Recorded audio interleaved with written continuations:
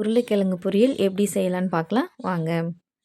நான் வந்து 2 உருளைக்கிழங்க பொடி பொடியாக நறுக்கி எடுத்துக்கிட்டேன். மீடியம் சைஸ் உருளைக்கிழங்கு எடுத்துக்கோங்க. பாருங்கள், இந்த அளவுக்கு பொடி பொடியாக நறுக்கிக்கோங்க. நான் வந்து பாப்பாவுக்கு லஞ்ச் ரெசிபிக்காக உருளைக்கிழங்கு சாதம் செய்யறதுக்காக இந்த பொரியலை மேக் பண்ணுறேன். பாருங்கள், மீடியம் சைஸ் தக்காளி 1, பெரிய வெங்காயம் 1, 2 கொத்து கருவேப்பிலை. ஒரு பேன் வச்சு எண்ணெய் ஊற்றி எண்ணெய் சூடேறதுக்கப்புறம் சோம்பு கொஞ்சம், கடுகு கொஞ்சம் போட்டுக்கோங்க. கடுகு நல்லா பொரிஞ்சதும் கருவேப்பிலை கொஞ்சம் போட்டுக்கோங்க. கருவேப்பிலை நல்லா பொரியட்டும், வெயிட் பண்ணுங்கள்.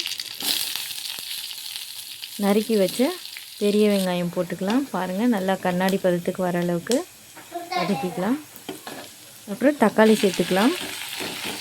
தக்காளி வதங்கிறதுக்காக தக்காளியில் கொஞ்சம் கல்லுப்பு போட்டு நம்ம வதக்கி எடுத்துக்கலாங்க. அப்புறம் தேவையான அளவு மஞ்சள்தூள் சேர்த்துக்கலாம். காரத்துக்கு ஏற்ப மிளகாத்தூள் சேர்த்துக்கலாம். நான் வந்து குழந்தைக்கு லஞ்ச் ரெசிபி செய்கிறனால காரம் கம்மியாகவே சேர்க்குறேன். நீங்கள் உங்களுக்கு தேவையான அளவுக்கு காரத்துக்கு ஏற்ற மாதிரி நீங்கள் மிளகாத்தூள் சேர்த்துக்கோங்க.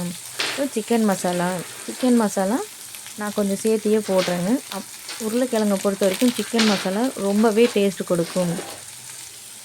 நீங்களும் உங்களுக்கு ஏற்ற மாதிரி தேவையான அளவு சிக்கன் மசாலா சேர்த்துக்கோங்க. அப்புறம் நறுக்கி வச்ச உருளைக்கிழங்க சேர்த்திக்கலாம். பாருங்கள், தண்ணி சேர்க்காமல் எண்ணெயிலே 2 பரட்டி விட்டுட்டு அப்புறமா உருளைக்கிழங்கு டேஸ்ட் இறங்கிறதுக்காக இன்னும் கொஞ்சம் சால்ட் உப்பு சேர்த்திக்கலாம். ஆல்ரெடி தக்காளி வதங்கிறதுக்காக நம்ம கொஞ்சம் சால்ட் உப்பு கல்லுப்பு சேர்க்கணும். இப்போ கொஞ்சம் உப்பு சேர்த்திக்கலாம். உருளைக்கிழங்கு வேகிறதுக்காக தண்ணி ஒரு 1/2 டம்ளர் தண்ணி பக்கம் சேர்த்திக்கலாம். ரொம்ப கம்மியாகவும் இல்லாமல் தண்ணி அதிகமாகவும் இல்லாமல் ஒரு மீடியமாக சேர்த்திக்கலாம். அப்போ தான் கிழங்கு நல்லா வேகும்.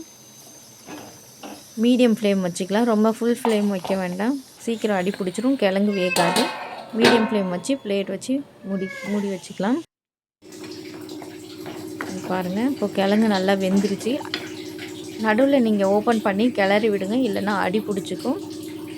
கிழங்கு வெந்துருச்சு. மல்லித்தலை தூவி சர்வ் பண்ணி சாப்பிட்டு பாருங்கள், ரொம்ப நல்லாயிருக்கும். பாருங்கள், நான் பொரியெல்லாம் எடுத்து வைக்கிறேன். சாதத்துக்கு பிசைஞ்சு சாப்பிட்லாம், நல்லாயிருக்கும். பூரிக்கு சாப்பிட்லாம், சப்பாத்திக்கு சைடிஷ் சாப்பிட்லாம், செம்மையாக இருக்கும். தோசையில் மசால் தோசை மாதிரி நடுவில் காளான் வச்சு சாப்பிட்ற மாதிரி இந்த உருளைக்கிழங்கு பொரியல் வச்சு சாப்பிட்டோம்னா ரொம்பவே நல்லாயிருக்குங்க. 2 கரண்டி சாதம் எடுத்து கிளறி அதையே நான் பாப்பாவுக்கு லஞ்ச் ரெசிபியாகவும் ப்ரிப்பேர் பண்ணிட்டேன். கண்டிப்பாக நீங்களும் ட்ரை பண்ணி பாருங்கள் ஃப்ரெண்ட்ஸ், ரொம்ப நல்லாயிருக்கும். பாப்பாவுக்கு லஞ்ச் பேக் பண்ணியாச்சு. தென் பொரியலும் நமக்கு கிடச்சிருச்சு.